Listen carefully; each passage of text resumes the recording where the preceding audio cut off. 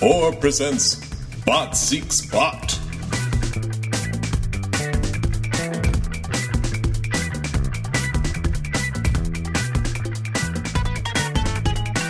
This is Gary Butterfield. This is Cole Ross. And we're patiently tracking every single appearance of Franklin Delano Disco. I love him. In the Venture Brothers cartoon.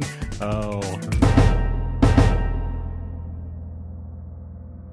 I relish their hate in me, and I welcome it. And then blows a whistle and points. Yeah. And his robotic super wheelchair fires villain stuff. Just fires out polio vaccines. Yeah. Don't end up like me. Yep. Yeah. I'm glad I'm polio vaccinated. I'm not to get political. I hate that I have to say that. I hate that is required. Do you know how Santa Claus died? How did Santa Claus die? North Polio. Yeah, we're talking about a season highlight, in my opinion. Oh, it's wonderful. Yeah, this is a really good episode. To me, we're still doing a little bit of that. Quit trying to make these extra OSI guys a thing. Yeah. Stuff like Headshot's still hanging around with nothing to do. Mm-hmm. But in a general sense, this is real fun. And this is kind of a first part of a two-parter, weirdly. They didn't market it as such, but this is, the next episode is incredibly important to this. Yes, because this has a slapstick ending that is not just a one-off gag. Yeah. This is a Jackson Public episode, originally aired July 14th, 2013. And so we have the OSI continuing to be a thing. They have tracked the guild council to a funeral, which leads them to do an undercover sting operation with Ghost Robot going on a date on Councilman 1 Vendata. Ghost Robot. You remember that major character from the past, Ghost Robot? A robot who is also a ghost. Ghost Robot, who is great. Part of the Action News team. Yep. And then also in Every Which Way But Zeus. And that's it. Yeah, where he gave up the ghost. And they brought him back because literally all they had to do was put the ghost back in the robot. Yeah. Yeah. Just an incredible character. And a really very dense episode that is full of lulls and cool plot development and great little grace notes. Yes. This is one of those miraculous episodes where things that I thought happened in 4 or 5 different episodes actually end up happening here. Just kind of all in one, and it doesn't feel breathless, Mm-mm. No. It's really well paced. Yeah. So we're getting all of our classic pairs, our Brocks and our Shore Leaves, our Rusties and Billies, our Ghost Robot and Vendata, all this stuff that's really good. And that idea of Ghost Robot and Vendata was basically a running joke that they had. They joked about doing this episode on a Comic-Con panel of just having their 2 robot characters talking to each other and how boring that would be. And it's actually very, very funny. It's actually very good. And this is one of those things that, the conversations between Vendata and Ghost Robot, first, it's both of them trying to do the voice of the robot from Lost in Space, which is fun. Danger Will Robinson, that kind of thing. But in the past, they've talked about we came up with this, or, we played out and improvised an entire conversation as these characters while we were cleaning the Astra base, just over the course of several hours while we were doing this stuff. Not specifically of the robot, but this feels so lived in.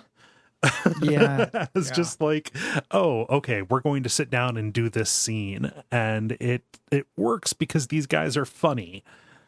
It's really well observed. It's also I love the robot voice in a general sense. It's very funny that when you say robot voice, everyone knows exactly what that means, as if robots were born talking. As if it was an accent, that existed in the world. It wasn't just, this is how a computer tries to talk. But the robot voice is like the immediate thing. Everyone can kind of do it. Yes. And nobody's great at it. Like everybody's kind of equally like B+ at robot voice. It's real cool. I like that about humanity. I love that it is both it is both an affect and a diction as well. Yeah. You wouldn't just talk like me, but in a robot voice. You wouldn't just do that. Like, it automatically puts you into these like so logical, they're illogical, like circuits of phrase to add to add complication and stuff. It's just like everybody's just walking around like the movie Clank Clank, You're Dead is real. Yes. Yeah. Love that stuff. Yeah. So this is Public loves this episode. He's a very enamored with his favorite episode of the season to produce, which makes sense to me. The main centerpiece of this episode is Don Hell's club, this villain nightclub. The Don Hell, I kept thinking, I spent the entire time thinking there was a guy named Don Heck, and in my head I was getting him mixed up with Don Ho. Even though they spell and pronounce their names differently. So the whole time I'm like, oh, this must be who Don Ho is. Because, you're a kid, you grow up with like every once in a while you catch a Gilligan's Island and they talk about Don Ho. Yeah. But I don't actually know who Don Ho is. And I still don't. He was do you want to know? Is that an actual thing you want? Tell me 2 truths and a lie about him. Okay. Don Ho served several years in jail for tax evasion. Don Ho was Hawaiian, and Don Ho was a musician. Like he is a famous Hawaiian musician. I think the last one is fake. No, the tax evasion. Don Ho is actually yeah. He's a musician, eh? Mm-hmm. Yeah. Anyway, it's a different thing. And he runs a nightclub for supervillains, and it's great. He did the song did the song Tiny Bubbles was originally his. But that's super old. I think I may know that from Gilligan's Island's references, so fuck me. It's a Nick at Night American thing. Yeah, yes. So my confusion around Don Hell's, so that is a reference to Don Hills, which is a nightclub that Hammer and Public used to spend a lot of time in, like in the late 90s, early 2000s. They had a notable like Britpop night. I hear Don Hell and I immediately think, oh, Big Bill Hells.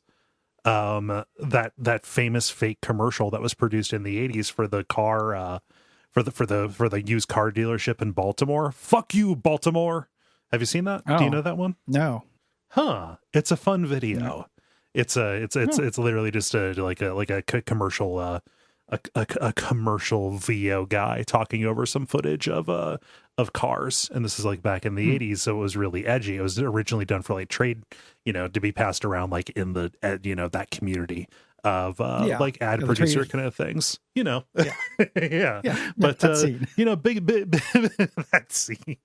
Big Bill Hell's just a favorite joke from that video. Home of challenge pissing. If you can piss 6 feet straight in the air and not get wet, you've got no money down.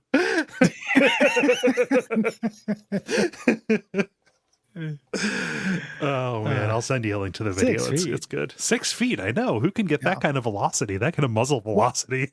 I can get I told you before about me peeing in one stall from the other stall. Right. But not straight up. You gotta angle that stuff. It's like worms. You gotta play worms with your worm. Yeah. It's really gorilla.qbasic. Gotta go scorched earth on this bad boy. Yeah. So this is we get the council. Yeah. Since it's a villain nightclub, we get the whole council. They had those silhouettes and voices they did, and they had to come up with characters basically for all those voices and stuff. Even though they do some cheats, like Dr. Z wears fake ears. I love that. They make that a joke. The reason he had those pointy ears is because he was they were just fake ears that he wore because he thought that the anonymity thing was serious. It's very good. It's a very good joke. This is like a Jackson episode that has some Doc Hammer DNA in it. Really, it does. Yeah. Like in a good way. Like this feels like a good blending of the styles to me. Yes. Yeah. But yeah, we get tons of good stuff, and in addition to like a ton of like background villains, old and new. I love the sun guy with his henchmen who are the planets. Yeah, sensational. Yep. Yeah. He's very good. Just tons of like great little bits of background spotting, and new characters as well that we haven't seen, not just the old ones that we've seen in the background forever, like Hate Bit and the plug face guy do show up as well. Yeah, of course. Yeah. Oh man. So the original plan, we talk about this kind of like weirdly being a two-parter. The original plan was for this to be a 3-part finale. We should go from the events of this episode through the Devil's Grip and then Gargantua 2, and then ultimately, kind of like ending with Rusty pulling his life from the ashes after the events of that episode. But obviously that is way too much ground to cover. So we're left with the Devil's Grip as the technical finale for this season, which is a weird fit. Yeah, it's a weird fit. That episode holds up a little bit better than I remembered as well. Yeah. I went right into it because this ends with a cliffhanger. And I kind of had to. I haven't rewatched Gargantua yet. Yeah. But yeah, it ends up being it's the least successful like finale that the show has done because it wasn't meant to really be one. No, I'm much more comfortable treating Gargantua as the finale. Yeah, weird kind of bridge. I wonder if we should do Gargantua over 2 episodes because there's so much to talk about. That probably makes sense. Like it's double length and it's like the most momentous thing that happens in the show. Like so many threads get closed. Yeah. In it. Yeah. So we'll figure that out. Yeah.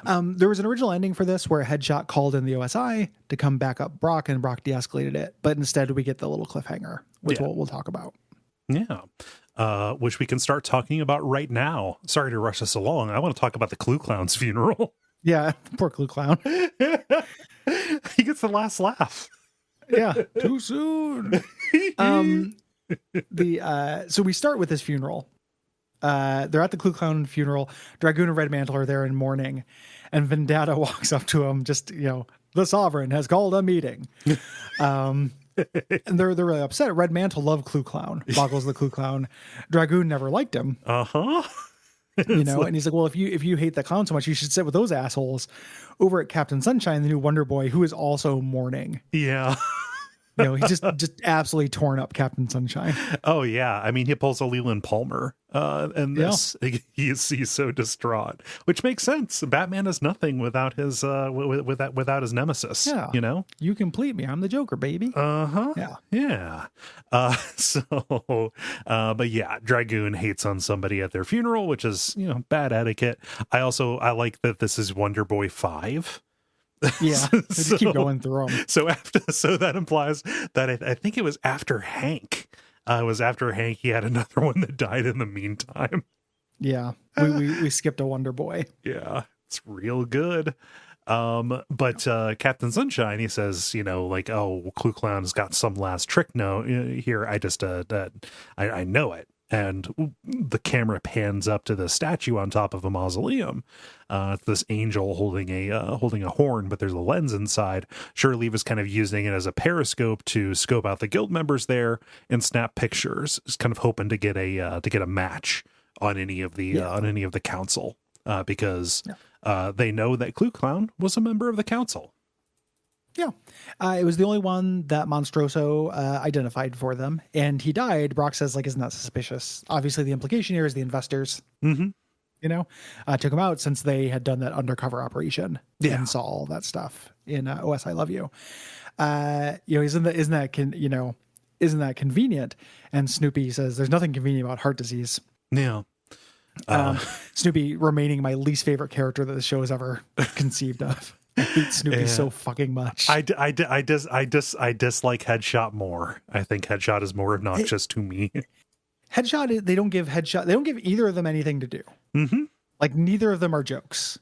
Right. And that's a big problem with the Venture Brothers. But Headshot is really coming across as trying to have gravitas that Snoopy does not pretend to. No. Yeah. I think that Headshot is like a non-joke, and Snoopy feels like an attempt at a very hackneyed joke. To me, if that's the difference, just like him being this nabbish loser and the super spy thing, I don't know. I just have seen a version of that many times. You also have a preternatural disdain for one John Hodgman. He's fine as a voice actor. Okay. Like he's in some stuff, and I read one of his books and it was fine. Like my disdain for John Hodgman is nothing like my disdain for, say, like, Jesse Thorne. Right. Like when I'm thinking about that coterie, like it's not a real disdain for John Hodgman. I just wish he had something to do here. Yeah, it'd be cool if he had something to do here. I do like that this sets up, it says, oh, there's nothing convenient about heart disease. And then we get the joke like, oh yeah, it's really, Shoreleaf wants it. The funny man. Yeah, Shoreleaf comes in and it just completely spikes this over in the net. Yeah, it's especially inconvenient when you croak by in the wheel of your clown car and you're stuck in there with 20 hench clowns. Yeah, I like a hench clown as a phrase. I love hench clowns so much. Yeah. How did we not come up with that during the Arkham Asylum episode? Hench clowns? Yeah, I don't know. I think we just got really wrapped around the axle on strong clown. We got especially wrapped around the axle on strong clowns. Such a powerful suffix. Oh my gosh. I mean, prefix too. Yeah. Oh man, clown wife. Yeah, clown. Force field clown. Problem clown. Like clown problem. Like it's all good. Yep. Man, in real life, clowns don't particularly care for them. It's like they're not scared of them or anything. I just don't really get it. They seem like they're trying a little hard. Yeah, they're the clowns, the original tryhards. But in terms of just a concept, very into it.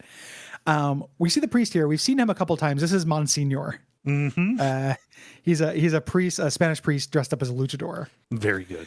Very good. Reads the final remarks that Clue Clown left for Captain Sunshine, his nemesis. What kind of jack won't help you fix a flat or get a royal flush? The answer may surprise you. And Wonder Boy's like, this is obvious, and Captain Sunshine's like, no, that's too devious. He's doing the Batman. Yeah, they're just going through a bunch of illogical leaps. Getting as far away from the answer as possible. When the answer is literally sprung on them. Boggles the Clue Clown's corpse pops out of the casket on a spring.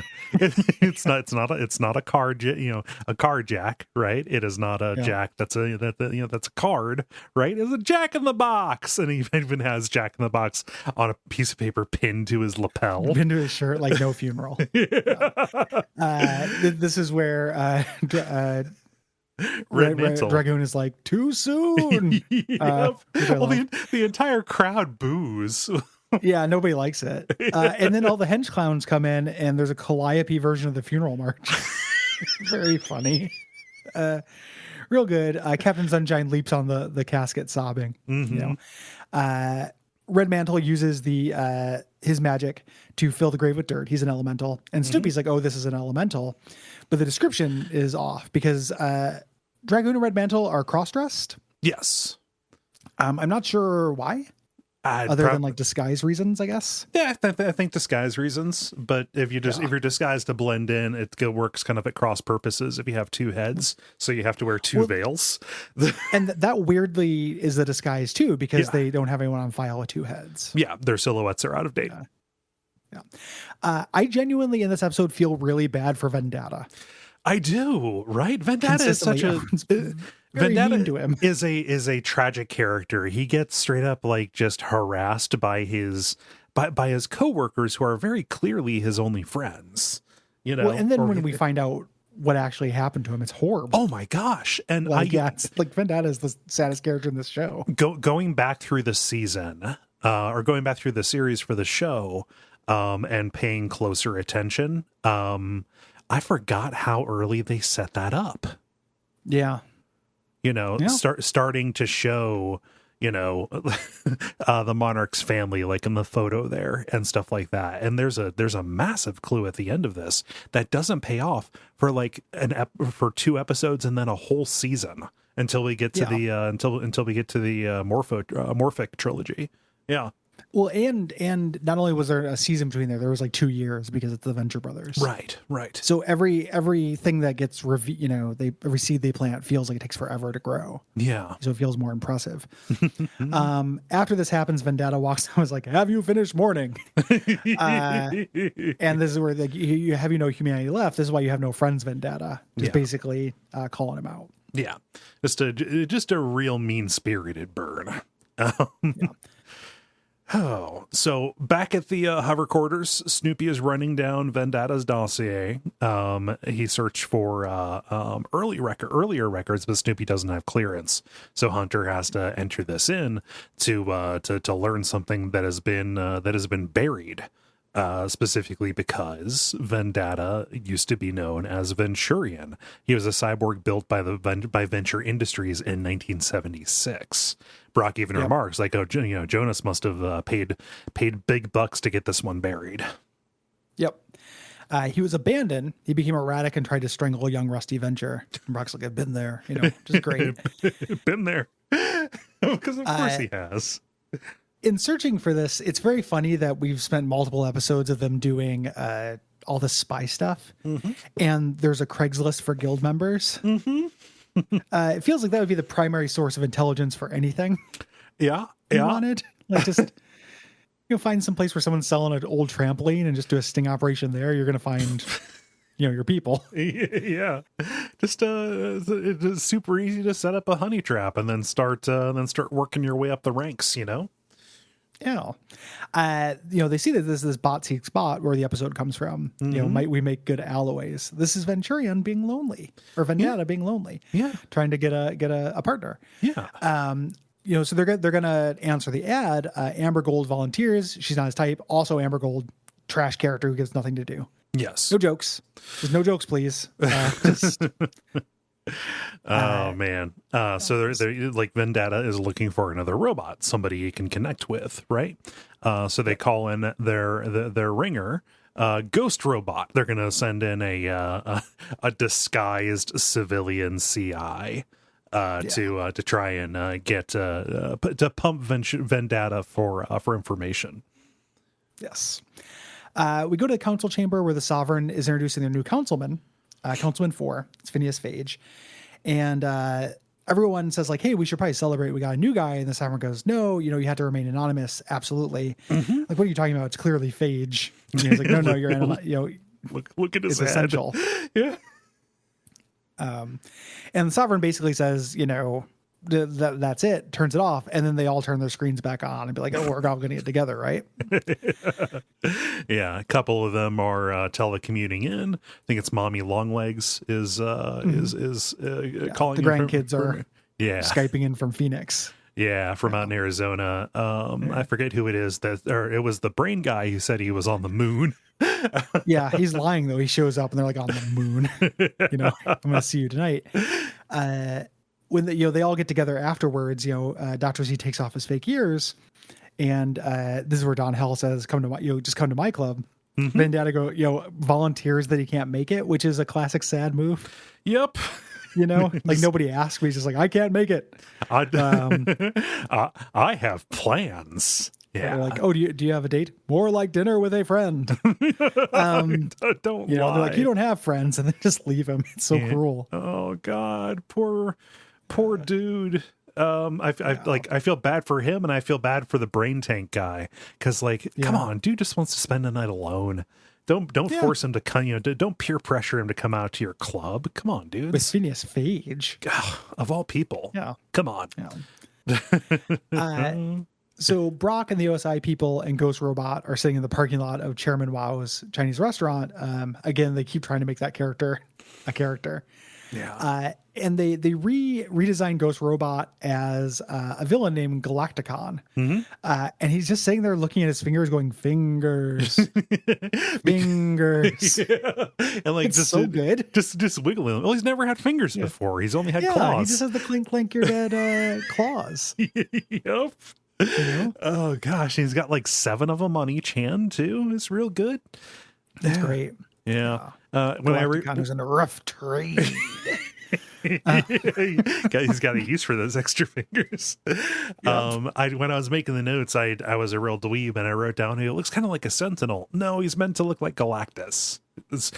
Hence the name. So he's Galactus, and then the name is from Battlestar, but he doesn't look like a Battlestar robot. No. You know, we have the shitty Venture Brothers official, the main wiki to thank for that, which just grasps at any kind of, grasp at straws for references. Yeah. They're going to wire him up, but Ghost Robot has a wire built into his head. Right. Headshot's eager to get into position. And Shore Leave says, hey, don't take this so seriously. You can take position, sit on my lap. Headshot, homophobic, says, you know what? Enough. We're all just a little tired of your sassy gay guy shtick. I'm with Amber, which is like, maybe don't accuse somebody of, I don't know. Also, who's we? You got a fucking mouse in your pocket? I will never get tired of Shore Leave's sassy gay guy shtick. Yeah. Also, probably ride not or die for that shtick. Right. Also, probably not a shtick for Shore Leave. That is him being he's like himself. The most authentic that you've ever met. Like you insecure goon. Stop it. Yeah. And I love Bill Hader. Bill Hader's very funny, but I just don't understand why the boys decided to bring in all these ringers to not give them anything to do. I mean, just like Bill Hader, he voices better characters on this show. He's Phage, right? Yeah. Yeah, he's all kinds of stuff. And you mentioned last episode, Paget Brewster, very funny. Yep. When they give her something to do. John Hodgman, even if they gave him jokes other than can I look at this? I don't have clearance. Like if they gave him jokes, I would also like it. Just not making him the Mac guy. Yeah. The nerd. So very very frustrating. Shore Leave counters does she know that? And Brock gets nervous, implying the affair that Brock of course is having with Amber Gold. Of course. The council members are all riding in Steppenwolf's doom buggy. The Dragula with the Munsters music, and this is so good. I love it so much. I love the oldsters in the guild. The old heads. They're so pure. Yeah, they seem like just great old men. Aside from all the villainy, but just getting together. Having a social life. Yeah, we're gonna have a night on the town, but also this whole thing where Red Mantle is reliving the old days, antics that they all used to get into. There used to be official guild, drag races that they did. And I love that Dragoon, as he slips into senility, is mixing up his own memory with wacky races. It's funny. It's so meta because with the Venture Brothers, they could have this could be in the Wacky Races universe. That's not that far from Johnny Quest in terms of shitty old Nick at Night cartoons. Him just being there's also that dog who used to make fun of us. there was the man with the mustache who taught his dog to drive. Races. The races could get quite wacky. It's so good. I love it so much. Oh, there's just such an innocence to it. Yeah. Oh, man. So cut inside the restaurant where Vendata and Ghost Robot are sitting down. Vendata says, your appearance is quite different from your profile picture. Are you disappointed? Ambivalent. Merely recalibrating. Ambivalent. Ignore me. It's like the best date. Oh man. So Ghost Robot says, this you must do this a lot. And then Vendata says, no, this is my first time going on a date. My coworkers have been razzing me and I'm trying to get a little bit more sociable. And Ghost Robot immediately jumps on the opportunity to very transparently pump in for information. Tell me about your coworkers. Very good. The waitstaff comes over and they're just I do not eat. I do eat, but I only eat special enzyme paste. Because Vendetta is RoboCop. Yes, you mentioned, who makes a baby food out of his thigh. In my memory, I can never rewatch RoboCop because it'll overwrite the memory of everyone in the police station taking a sip of RoboCop's weird body juice. Apparently that doesn't happen. Nope. I know somebody corrected me, but I've corrected you on that. I was the person who corrected you. Oh, somebody. I prefer the fantasy. Okay. In this case, like I'm not going to take that away from imagine? you. No, I'm not going to be hard on about that. RoboCop would be a much better movie if everyone was just like, "Hey, this guy's paying out," and everyone just pulled up a stair and a tasting spoon, or a chair and a tasting spoon. Yeah. A stair was supposed to be a stool and a chair. Yeah. And then just like get out one of those little froyo plastic tasting spoons or those little red sticks that come with cheese and crackers. Right.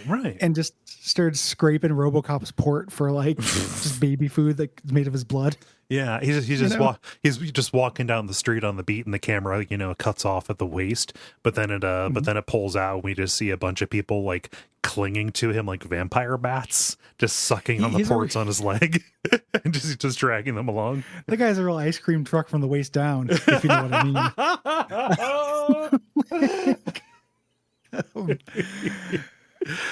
But yeah, so they have to leave, right? And goes the Brock's just like, no, don't change locations, right?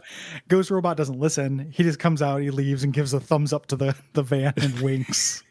I love the way that he winks. His eye light blinks off and then on very quickly. Yeah.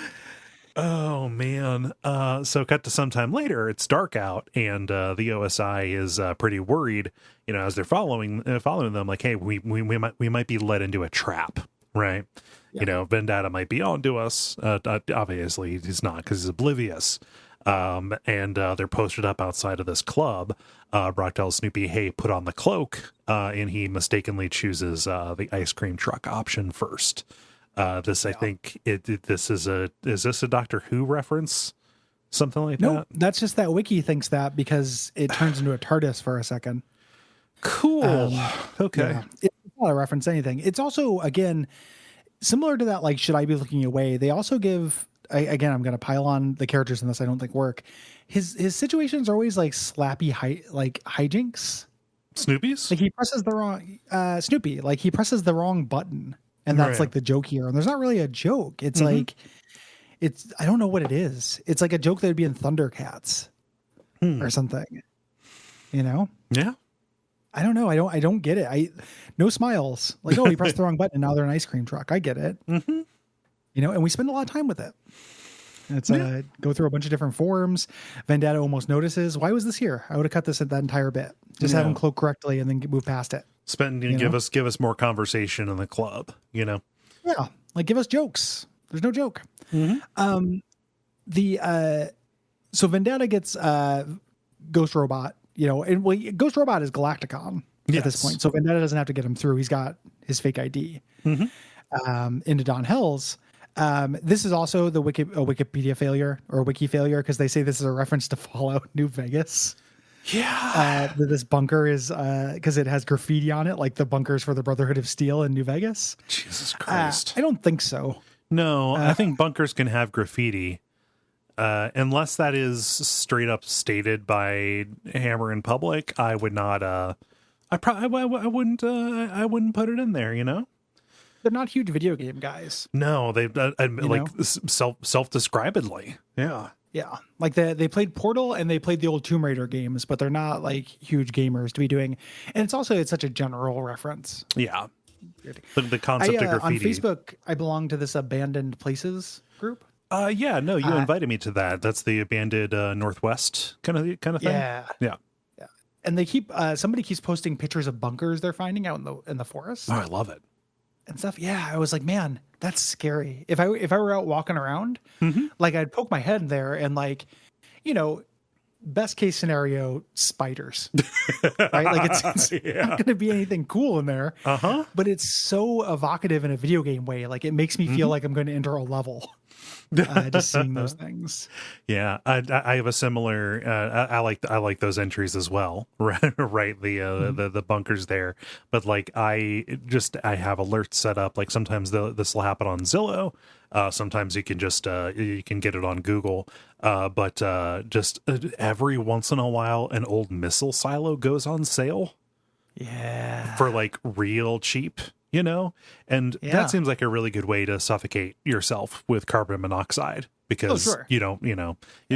like obviously the ventilation probably still doesn't work, but man, just to walk around and like do something with an abandoned missile silo, come Wacky on. Shack. Yeah.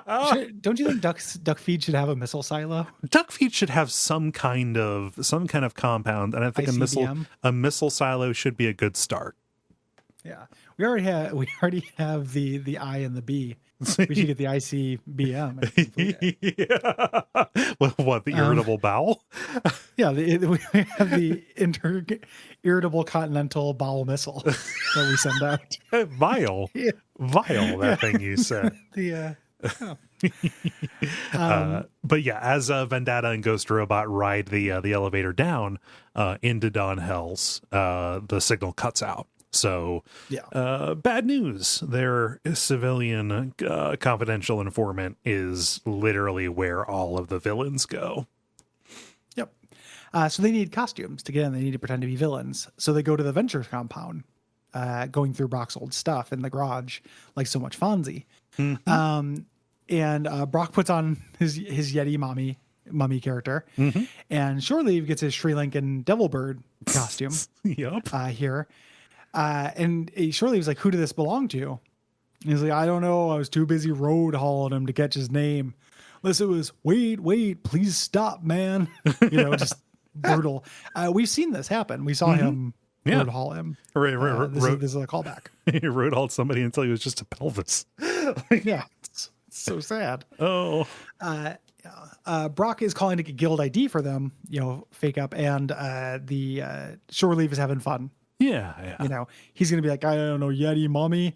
And then Shore Leave's like, I'll be the fruit bat or conquistadorable, and putting on the Roman centurion helmet. Yeah.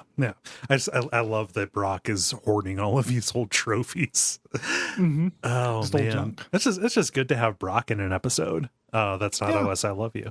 Yeah. Love Brock. Hatred, he heard a disturbance on the compound, so he decided to go investigate.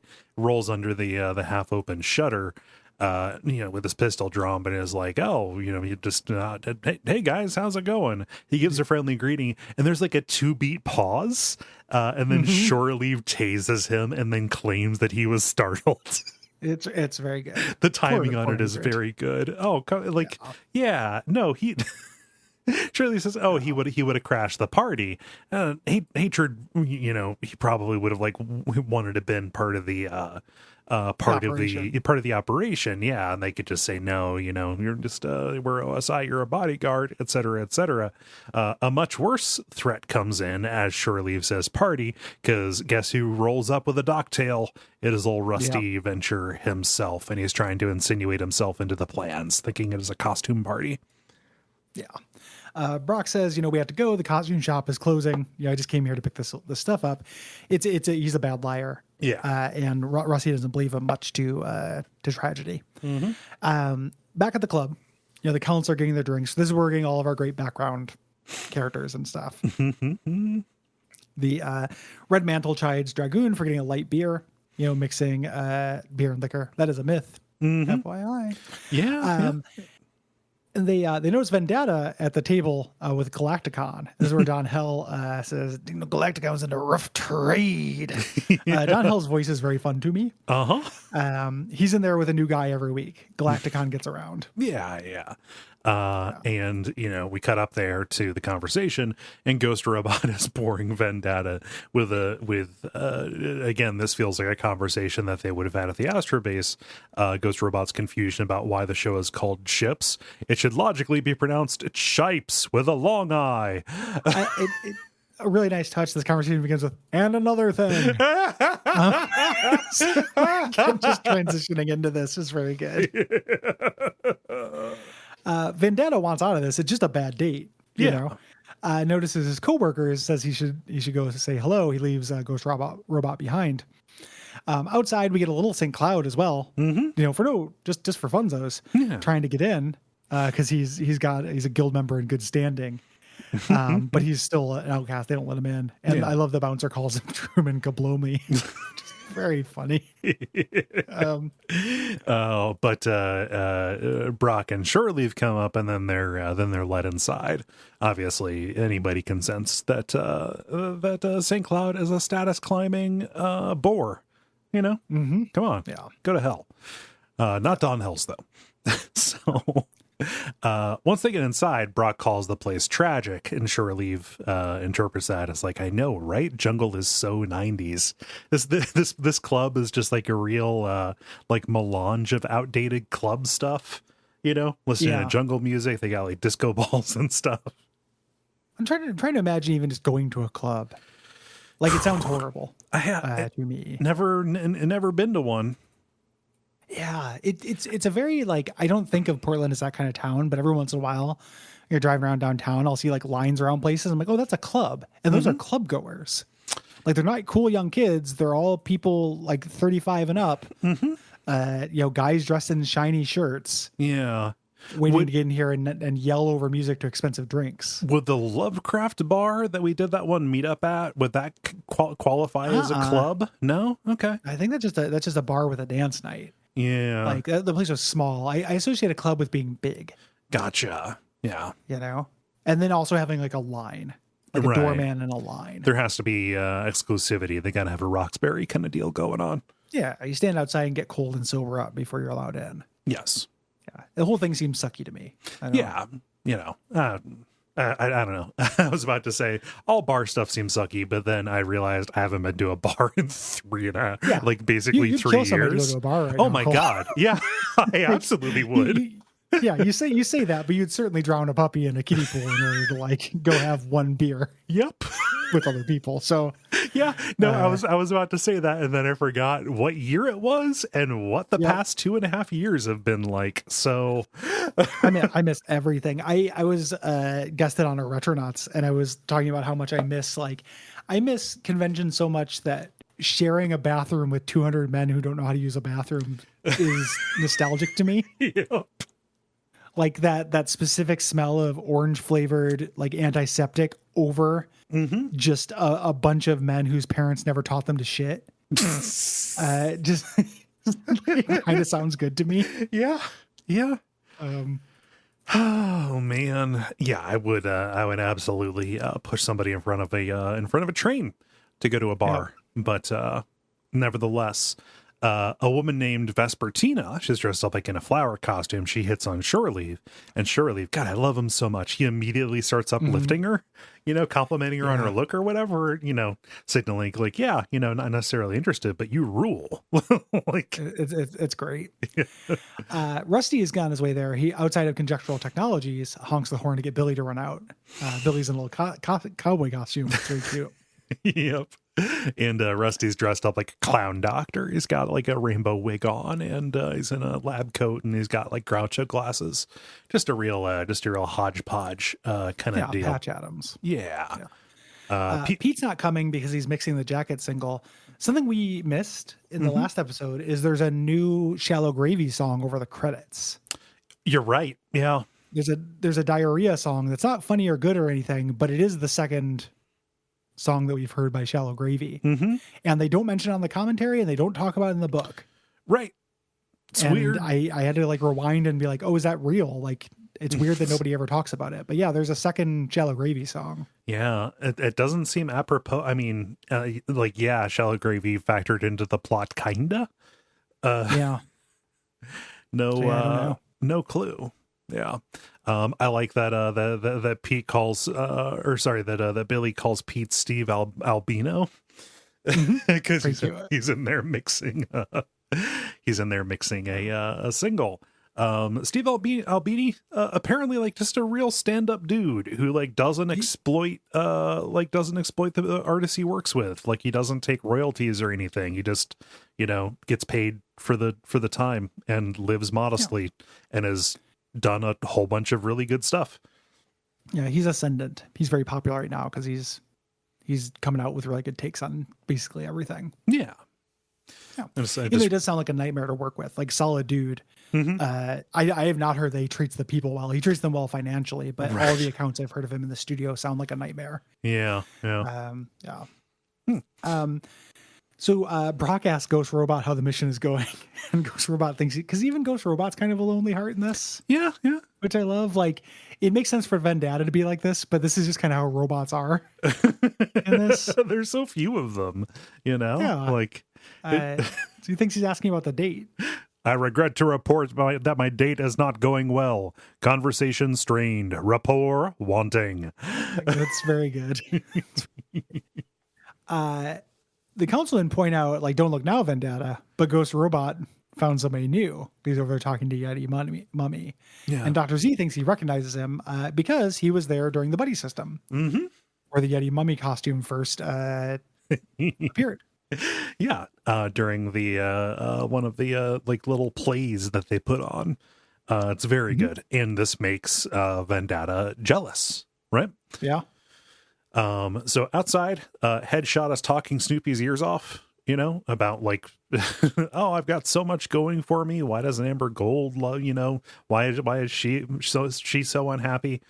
When they notice somebody who looks like Ghost Robot scooter by. I think this might be the original Galacticon, something. Yeah, this is Galacticon. Right. Yeah, 100%. Which is a big deal because it's going to spoil their cover. Mm-hmm. And he doesn't look like Ghost Robot. He looks like Ghost Robot's disguise. Yes.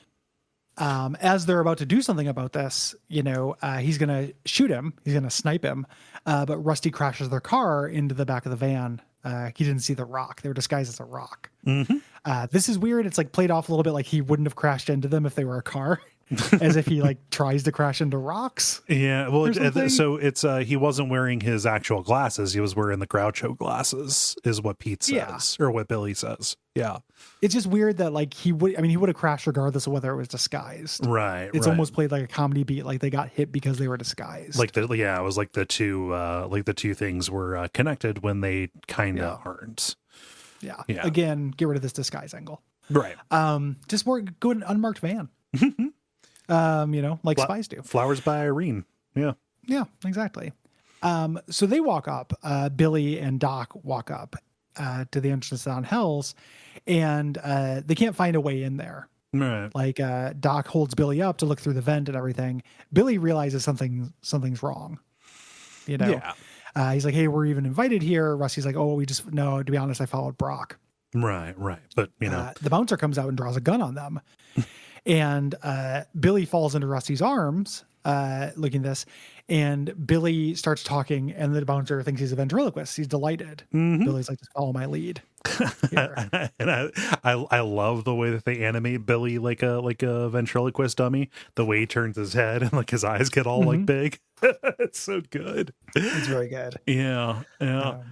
Rusty says, "Hey, I'm here with Brock," and then he almost he almost says his name, identifies himself as Rusty Venture, but Billy corrects him, saying, you know, you're Dr. Ventriloquist, and they pretend that they're tonight's entertainment.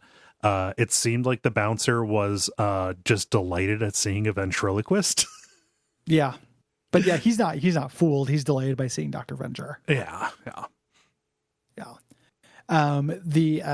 So Shore Leave and Brock see Rusty and Billy walk in, and they're like, this is awful. We have to make an escape. Shore Leave tries to follow, and then he lets Sensational walk in front of him. But he has a henchman for each planet. Yep. It's like that little line of ducks stopping the fire department from putting out Homer's car. It's so cute. And I love that the planets walk in order. And I didn't see if there was a Pluto at the end of it. It doesn't go for that long. Right. It only shows a couple planets. It's implied solar system. Yeah. Shore Leaves says, I hate this place. But then Franklin Delano Disco performs a celebratory wheelie spin and says, I love this place. Yeah, it's very funny. He does not do anything in this. He's just does that. He's not even called by name. They just we hear it in the commentary. Like, oh, Franklin Delano Disco. Yeah. So Brock and Ghost Robot go to leave.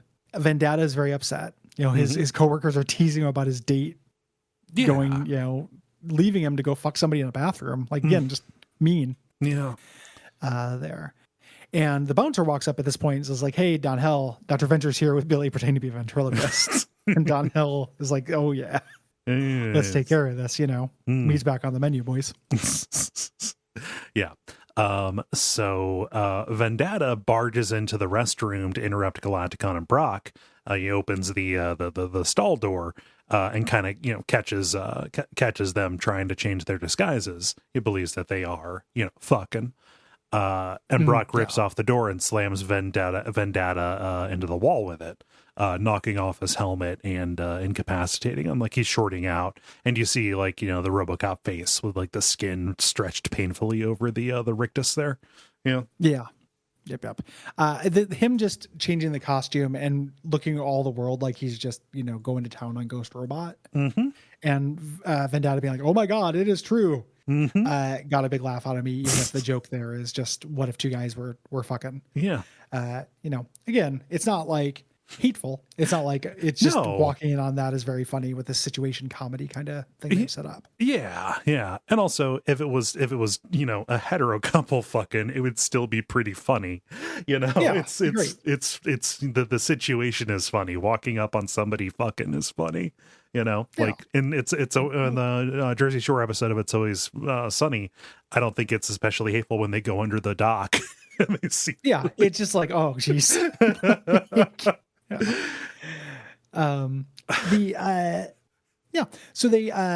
Brock tells Shore Leave it's time to go. He gets up and Flying Squid stops him. He's like, "I've been watching you all night. I recognize that costume. Yeah, that's Sri Lankan Devilbird, an old friend. And they never found his body." Right. He's probably buried in Mr. Potter's field. Involuntarily squirting ink on his chest. Like Flying Squid, no good powers, just gross. Yeah. Oh man. I wish that we would have gotten Antimatter in here as well. There was originally going to be a subplot about him being chased around. Should be, the two of them trying to have a romantic night, and then the council showing up and kicking them out of places. But yeah, so he's like, oh, he was a good friend. I think this is Bill Hader as well, doing this voice. No, this is Brendan Small, who's doing this. This is gotcha. Real good. Yeah. And Brock stops him from escalating the fight. He walks up dressed as Vendata, and even this rank and file person knows, okay, Vendata's on the council. He gets intimidated and he runs away. Like, okay, it's not worth doing this. They're about to run out, and then Don Hell addresses the entire crowd. Tonight's entertainment. He's kind of like a Beetlejuice figure. He teleports as well. We get to see his power and it's never drawn attention to. I like. It's Rusty Venture and Billy pinned to the wheel of torture. Yeah. This is there's a bunch of this is a freeze frame. It's thing. So good. Yeah, a bunch of the tortures are very good. You can go online and find a list of all of them. But they are funny. Some of them are real. Some of them are just good gags. Yeah. But as the two of them pinned here, and the way that this works is, they're going to spin the wheel. But somebody goes around what do they call the hell waitresses or whatever? The hellstresses? Yeah. They go around handing out lottery balls. Whoever wins gets to do the torture, right? Yeah. Shore Leave is like, "Hey, we have to pull you away. This isn't the mission." And Brock says, it's family. Like, I got to take care of this. Yeah. I don't care if it starts don't care if it's suicide. Don't care if it starts a, war. Gotta rescue my family. Right. The Don Hell is calling out some of the different things on the wheel, and Dragoon yells, "Ass to ass." Little Requiem for a Dream. The very, very unpleasant ending of that movie. Yeah. Call out. Just trying to make some comedy out of that ghastly situation. Yeah. Oh yeah. Sex slavery for heroin. Comedy. Yeah. It's one up somebody else. Wrong night, Dragoon. Yeah. Gotta love Dragoon. Shore Leave decides to help. Shore Leave is a solid bro. He's cutting through this disco ball to cause a distraction with a laser cutter. He's never taken this much girth. Shore Leave going to Shore Leave no matter what's going on. Right. Outside, Flying Squid makes a call telling somebody on the phone, we don't see who, to come down and see what's happening. Right. The winner is Acid Dip. They spin and it's Acid Dip, and Franklin Delano Disco won, and Brock elbows him in the throat and takes his ball. Such a disrespectful winner. Like, he's improvising here. Yeah. It's really good. He walks up and Rusty recognizes him. He says, "The Metal Murder Man from my nightmares." He's real. Yeah, he's real. He strangled him as a kid. Uh-huh. You know? Oh. And it must have been very pretty good. bad for this to be a specific memorable trauma as opposed to just Yeah. the general, fog that he walks around in. So everything screeches to a halt because the monarch barges in. He's the one that was called by the flying squid.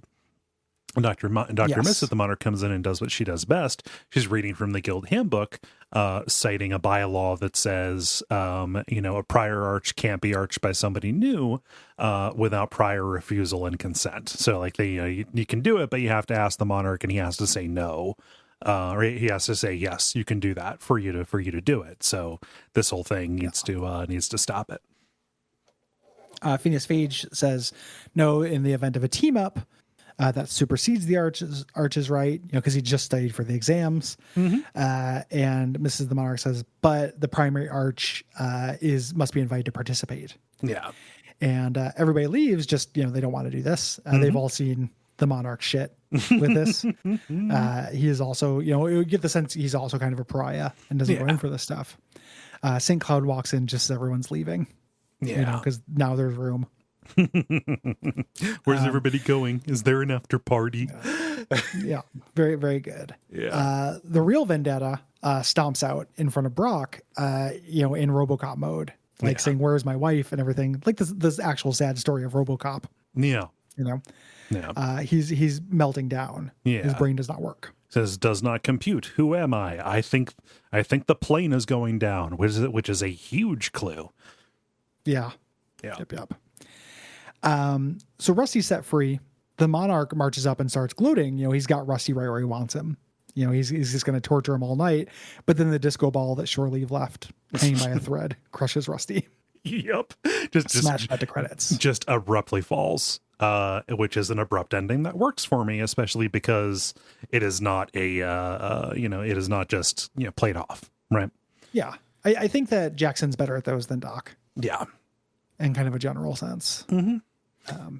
Yeah. So we get a post credits of the Sovereign inviting Dr. and Mrs. the Monarch to join the Council of 13. This is a major deal. Like this is going to be kind of her arc for the rest of the series. Mm-hmm. Being called up. She needs a day to think about it and talk about it with her husband. Obviously, she needs to consult. He will probably have something to say about it, which is one of the fundamental differences between them. She plays the game and he doesn't, Yeah. She also supports him and he doesn't. Yes. Support her very, very well. Like he's not a good husband. No. And she's an excellent wife. It's there's a real asymmetry there. But they're being watched. Yeah. There's a hidden camera here. And Phantom Limb is kind of like cackling about this, calling this the best show on TV. He's sitting there with the rest of the Revenge Society, watching this in the dilapidated house where they're posted up. And Henry Killinger's still with him. He walks in. Who wants more popcorn? He's just been hanging out with them. He's just in full on den mother mode. It's so good. Yeah, it's very cute. It doesn't really underline this, but Dr. and Mrs. the Monarch is there to replace Vendata. Yes. Like who doesn't show up. That's why they have another opening. Mm-hmm. There. So Phineas replaced Clue Clown. Yeah. And then this leads right into the next episode. It does. Which we'll talk about next week. Yes, we will, in The Devil's Grip. It's a great episode. I love this one. Season 5, pretty bumpy from an episode to episode kind of standpoint, but like between this and Spanakopita, boy, it has really high highs. Yeah. I think the highs are still not as high as the highs of other seasons, right? If that makes sense. Mm-hmm. Like it's still the Venture Brothers, so it's still good. Yeah. I like the season more than I like season 7, I think. Mm-hmm. In a general sense. I'm fairly cool on season 7. Yeah. Outside of the beginning, which is great. Yep. But yeah, it's good stuff. A joy to watch. And the main thing for me with Venture Brothers, like I love the plot stuff. I actually do like the action and everything. I also just really want it to be funny. Mm-hmm. And this episode is funny. Makes me laugh. Quite good. I wish we got more of the conversations between Vendata and Ghost Robot. I just think that is I think that is good. I want to see this terrible date between two incomprehensible people play out. I want to go watch all their dates. I want to watch like a reality show, like a Rock of Love, but for Ghost Robot. A rock man of love. Yeah, there you go. Yeah, I want it. So good shit. If you like this show, head on over to patreon.com/Duckfeed.tv. If you haven't already, you get episodes a week early, you get bonus shows, you get all kinds of stuff, and you support your boys. Yeah. Which we appreciate. We do. You can also write in if you have thoughts about season 5. We're coming up on the wrap up episode. Go to duckfeed.tv/contact and pick the option to write in about Orb. Try and keep it to season 5, if at all possible. And we're looking forward to seeing what you have to say. And until next time. Go Team Venture.